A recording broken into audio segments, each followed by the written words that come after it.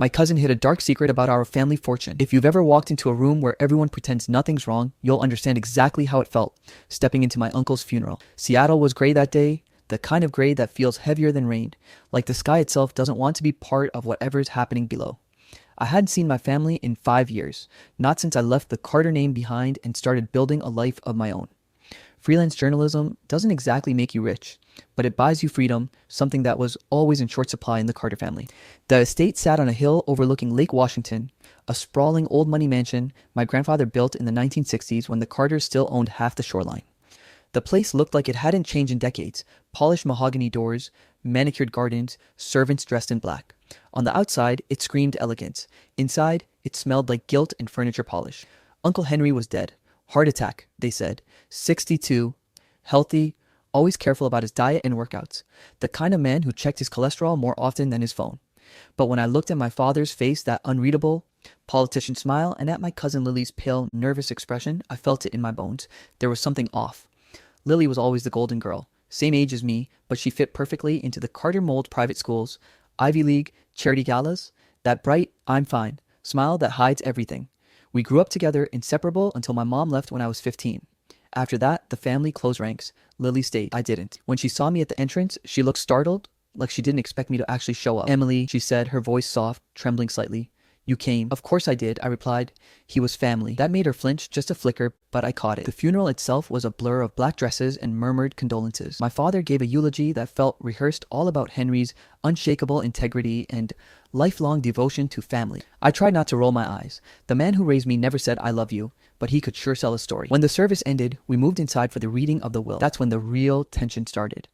The Carter family lawyer, a thin man named Gerald, with silver hair slicked back like a movie villain, gathered us in Henry's study. The room smelled like cigars and old secrets. Every shelf was lined with framed photos, Henry shaking hands with mayors, governors, a few celebrities. But one photo caught my eye, an older one, black and white, wined, turned slightly away from the others. 3 young men, my father, Henry, and another man I didn't recognize, all smiling. The edges of the picture were worn, like it had been handled too often. "Thank you all for being here," Gerald began, adjusting his glasses. "Per Mr. Henry Carter's final testament, we'll proceed." He started reading in that robotic legal tone that drains emotion from everything. Small bequests to charities, donations to museums. Then he got to the family portion. My father, a token inheritance, mostly sentimental. My aunt, a trust fund for her grandchildren.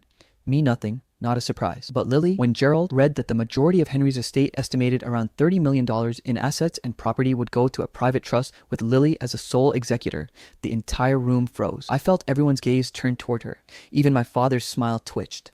Gerald cleared his throat. "The trust will manage all of Mr. Carter's real estate holdings, investments, and associated assets. Details are sealed for confidentiality reasons." "Confidential?" I said before I could stop myself. "Since when do wills come with NDAs? Emily," my father snapped, his voice low but sharp, "this isn't the time." "Oh, I think it is," I shot back. "Henry told me once he wanted everything split evenly between the families. So what changed?" Gerald looked uncomfortable. "Miss Carter, your uncle updated his will 6 months ago. It was his explicit wish. 6 months ago. Right around the time he supposedly started having health issues." Lily's hands were trembling in her lap. She wouldn't meet my eyes. Afterward, people milled around with drinks and fake laughter, pretending the whole thing wasn't bizarre. I found Lily outside near the garden, staring at the lake. The wind tossed her hair and she looked haunted. "You okay?" I asked, walking up beside her. She jumped a little. "Yeah, just a lot." "Lily, what was that in there? A private trust? You know that doesn't sound normal." Her eyes darted to the house. "Don't start this again, Em." "Start what?" "Digging." I crossed my arms. "You make it sound like a crime." "Maybe it is," she said softly, almost to herself. Then she forced a smile. "You don't want to know the truth, Em. Trust me." I studied her face. There it was, fear. Real, raw fear. "Why wouldn't I want to know?" I asked quietly. "Because once you do, there's no going back." And with that, she walked away, heels clicking on the stone path, leaving me standing in the cold evening air with a chill running down my spine. That night, I couldn't sleep. I was staying in one of the guest rooms on the 2nd floor, the same one I used to sneak into as a kid when Lily and I would play hide and seek. Everything looked smaller now. The furniture, the hallways, even the memories. I kept thinking about that picture in Henry's office, the man I didn't recognize. I slipped downstairs, the house silent except for the ticking of the grandfather clock. The photo was still there. I picked it up carefully. The 3rd man. Tall, sharp features, dark hair. Something about him felt familiar, though I couldn't place it. There was a name scribbled faintly on the back. Sam. Sam who? I started looking through drawers, half out of instinct, half out of obsession. Old ledgers, receipts, files all perfectly organized, except one folder tucked at the back. The label read, Property A17. Inside were documents about a piece of land near the Washington coast. The deeds had been transferred multiple times between shell companies. Money moved in, out, disappeared. It looked like laundering. And signed at the bottom of every page, Uncle Henry and my father. My pulse quickened. I heard a sound behind me, the faint creak of floorboards. Emily, I nearly jumped out of my skin. It was Lily, standing at the doorway, her face pale as the moonlight. What are you doing? She asked. I could ask you the same, I said, closing the folder. Who's Sam? Her lips parted, but no sound came out. Lily? She looked around nervously, then stepped closer. Where did you see that name? In one of Uncle Henry's photos. She swallowed hard. You shouldn't have touched anything. What are you hiding? I demanded. Her eyes shimmered, not angry, but terrified. Please, stop digging. You don't understand how deep this goes. She turned and walked away before I could say anything. Back in my room, I sat on the bed, heart pounding. I couldn't shake the feeling that I'd just stumbled onto something the whole family had spent decades burying. I texted my friend Kyle, a fellow journalist who sometimes helped me with research. Hey, random question. Ever heard of a Carter property labeled A17 near the Washington coast? He replied 10 minutes later. Weird. Found a mention in a land registry archive from 1996. Owned by a company that went bankrupt after a boating accident. No other details. Boating accident. That phrase lodged in my brain like a thorn. At some point, I must have dozed off at my desk because I woke up to voices in the hallway. Muffled but urgent. I crept to the door and pressed my ear against it. Lily's voice, and another older male. If she keeps digging, the man said, his voice low and tense, she'll end up like him. My breath caught. Lily whispered something I couldn't hear, then hurried footsteps faded down the hall. I stood frozen, the words echoing in my head. She'll end up like him. Who was him? Sam? The man in the photo? Whatever it meant, one thing was clear. My cousin wasn't just scared. She was protecting something. Or someone. And now, I was part of it. That's how it started, the unraveling of everything I thought I knew about my family. At the time, I didn't realize it would lead to police investigations, missing persons, and a secret so rotten it would shatter the Carter name forever. But that night, standing in the dark hallway of my uncle's mansion, all I knew was this. My family had a secret, and I was going to find it even if it killed me. You ever have one of those moments where your brain just won't let something go, where you know you should move on, but the thought keeps clawing at the inside of your skull like it's demanding to be heard? That's what it felt like after the funeral. I tried going back to my apartment in downtown Seattle and pretending life was normal. I wrote a few freelance pitches, answered some emails, even went for a walk near Pike Place Market to clear my head. But every time I closed my laptop or laid down to sleep, I'd see that photo, the one of my dad, my Uncle Henry, and the man named Sam. The man no one in my family had ever mentioned. And then I'd hear Lily's voice in my head again, whispering like a warning, "You don't want to know the truth, Em?" Yeah, well, that's the thing about journalists, we always want to know. The first step was to dig up whatever public information existed about Sam. I didn't have much to go on, just a name written on the back of that photo, no last name, no date, no context. So I started where most stories hide, in the archives. Seattle's Public Records Department has this eerie, yellow-lit basement where they keep old microfilms, newspapers, and property logs. The clerk recognized my last name the moment I signed in. "Carter, huh?" he said, whistling softly. "Like those Carters?" I smiled politely. "Unfortunately, yes." He laughed. "Well, good luck. You folks own half the damn city." If only he knew. I spent hours scrolling through old news clippings, society events, land deals, political donations. Henry Carter's name popped up dozens of times. My father's too. But around the mid-90s, things got weird. There was a headline from June 1993 that froze me cold. Tragedy strikes prominent Carter family. Youngest brother, lost at sea in boating accident. I stared at it for a long time. The article mentioned Samuel Carter, age 29, presumed dead after a storm capsized his sailboat near the Olympic Peninsula. A family friend claimed it was a tragic accident. His body was never recovered. The details were too neat, too convenient. What really messed with me, though, was the timeline. The accident supposedly happened the same week the Carters acquired a large coastal property, one listed in Henry's files as Property A17. The same property tied to those suspicious shell companies. Coincidence? I didn't believe in those anymore. By the next morning, I was already driving toward the coast. The place was about 2 hours from Seattle, a stretch of land near Gray Harbor that had long been under redevelopment. Except when I got there, it wasn't under anything, it was just abandoned. A chain link fence surrounded the area, and the Carter Development Company sign had been bleached white by years of rain. Beyond the gate stood the skeleton of an unfinished building, rusted metal beams and cracked concrete floors. The wind coming off the ocean carried that mix of salt and decay that instantly made me feel like I wasn't supposed to be there. I parked my car down the road, slipped under a gap in the fence, and started exploring. Inside the half-built structure, there were scattered papers, old coffee cups, and weathered blueprints. Most of it was worthless until I found a broken filing cabinet toppled on its side. One folder remained intact, its label A17, Personnel and Security. The pages were faded, but a few names were still legible. Among them, Samuel Carter, site supervisor. Wait, Samuel wasn't dead when the project started. He'd been working there. And 1 month after the accident, his name vanished from all official documents. I was piecing together something ugly, and the more I saw, the more it smelled like a cover-up. That night, I returned home and couldn't shake the unease. The coastal air had clung to me, like salt and secrets. I fired up my laptop and started cross-checking the Carter property registry. The deeper I went, the more inconsistencies I found: altered signatures, mismatched dates, companies that existed only on paper. At some point, I looked up and realized it was past 2 a.m. I was about to shut everything down when I noticed something strange on one of the public ID databases. A man named Samuel Carter had applied for a fishing license in Washington state 2 years ago. Same birthday as the one in the old obituary. I blinked. That couldn't be real. Out of habit, I checked surveillance footage from the local licensing office public access cameras that loop through open data servers. There it was, a grainy clip, timestamped June 3rd, 2023. A man in a baseball cap and gray hoodie stepping up to the counter. The camera caught his profile for a second. He looked older, rougher, but the resemblance to the man in Henry's photo was undeniable. Samuel Carter wasn't dead. I sat back in my chair, staring at the frozen image on my laptop. My pulse was hammering in my ears. If Sam was alive, then the boating accident wasn't an accident. And if Henry and my father had built the Carter fortune on something criminal, maybe Sam had been the only one who refused to play along. Maybe that's why they made him disappear. The next day, I called Lily. She didn't answer. I tried again, left a voicemail. Lily, it's me. I found something about Sam. Call me back, please. She called a few hours later, her voice shaky. Emily, what did you do? What do you mean? You shouldn't be looking for him. So he is alive? Silence. Lily, I pressed. Why would you lie to everyone? Because it's not safe, she said finally. For him?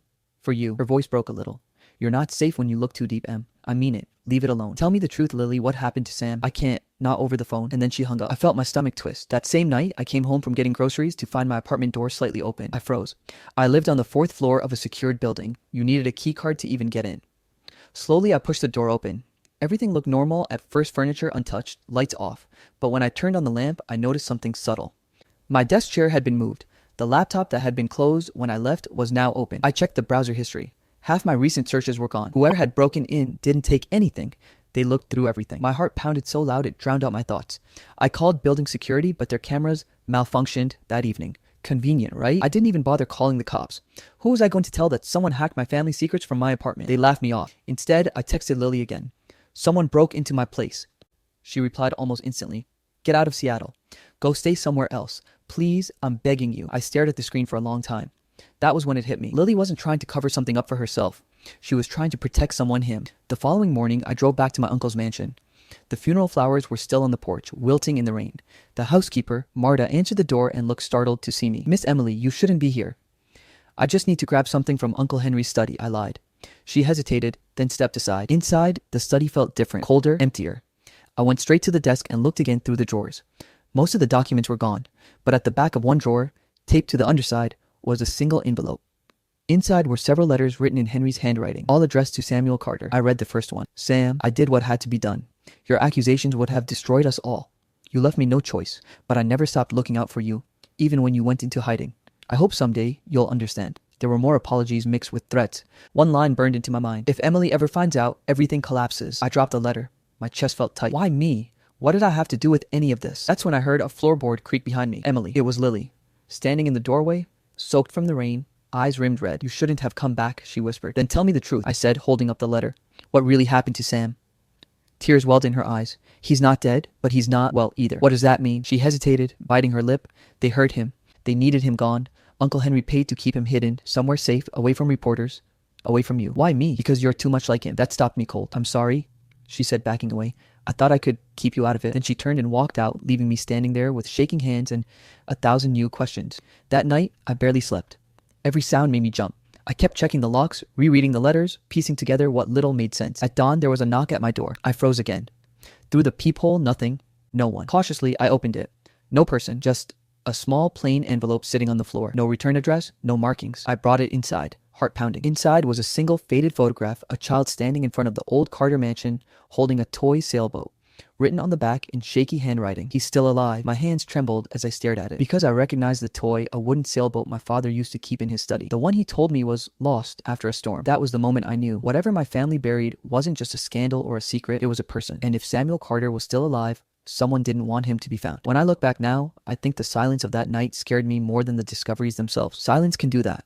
It doesn't warn you. It just watches you make the mistake. I hadn't slept properly in weeks. Every time I closed my eyes, I saw my uncle's face at the funeral. The polished mahogany coffin, Lily's shaking hands, and that single note I'd found waiting for me at my apartment door. He's still alive. At first, I thought it was some twisted joke, but after everything, I'd already uncovered the will, the erased records, the fake ID, I couldn't ignore it. Whoever sent that envelope knew things no one outside the family should have known, so I drove to the coast. The Carter estate near Gray Harbor hadn't been occupied in years. It was the kind of place locals whispered about, not haunted, just cursed by its own silence. Growing up, we used to call it the Hollow House. Uncle Henry bought it in the late 80s, after my dad's first business deal went through. Supposedly, it was used for storage, though no one ever said what was being stored. The house had its own private dock, acres of dead pine, and a narrow road that no GPS wanted to acknowledge. By the time I got there, dusk had already swallowed most of the light. The gate was half buried in ivy, padlocked and rusted, but the side fence was weak. I slipped through easily. The air was thick with that wet, coastal cold that seeps into your bones, part fog, part memory. And when I reached the main door, something strange happened. My phone buzzed with no signal, just static. A second later, it shut off completely.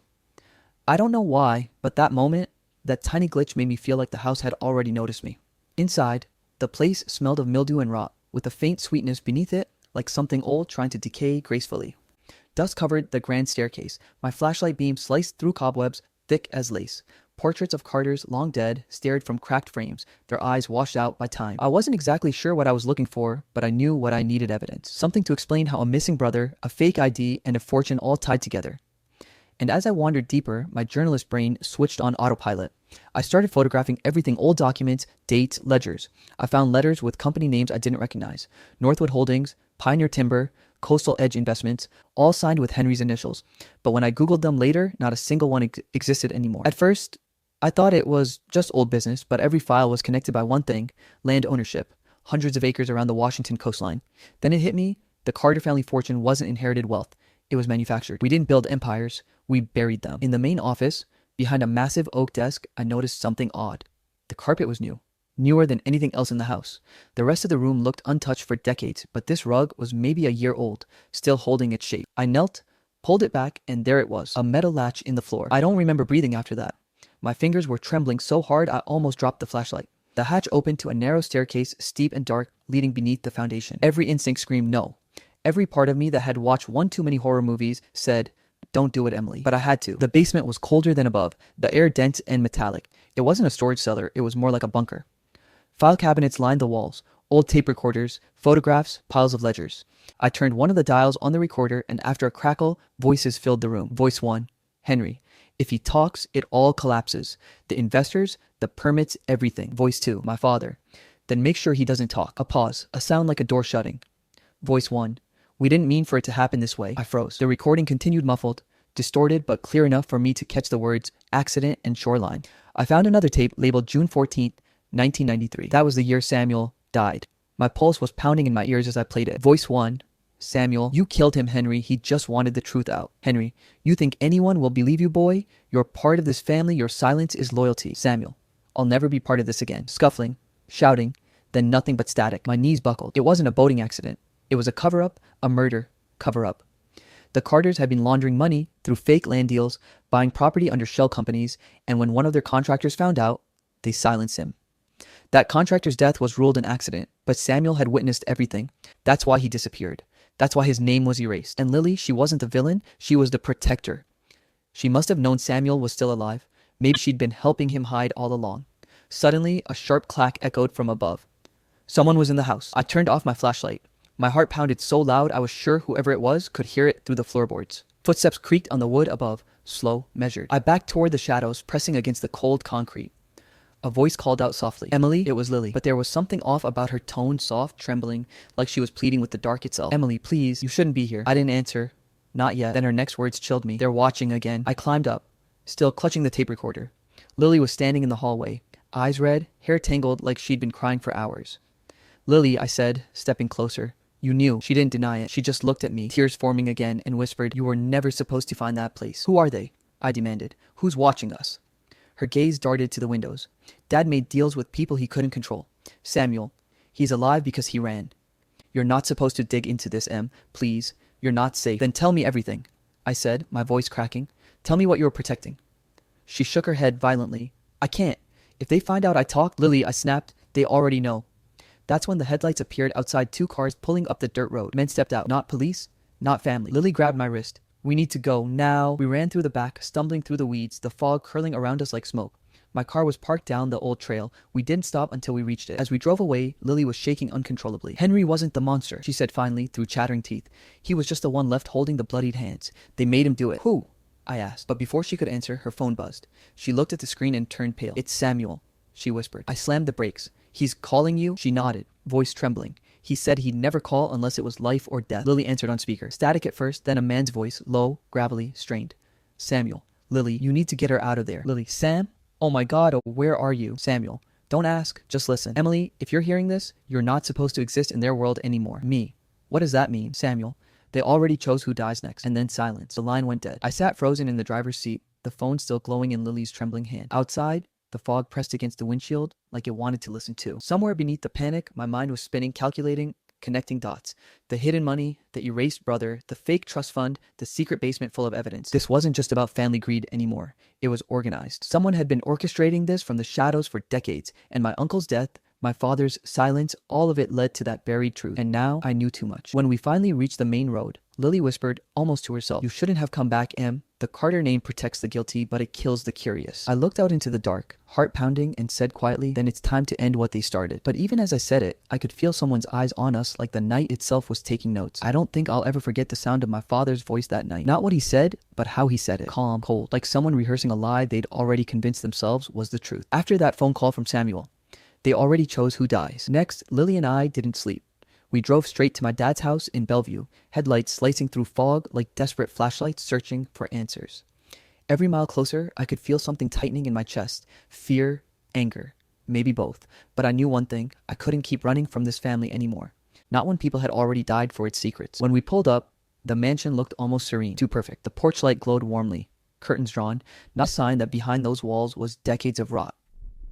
Lily didn't want to come in at first. She just sat there, gripping her coat, staring at the door like it was a tomb. "Emily," she said softly, "whatever happens in there, you can't undo it." "I know," I told her, hand on the door handle. "That's the point." Dad was in his study, the same room where he used to read bedtime stories when I was little, his voice gentle, reassuring.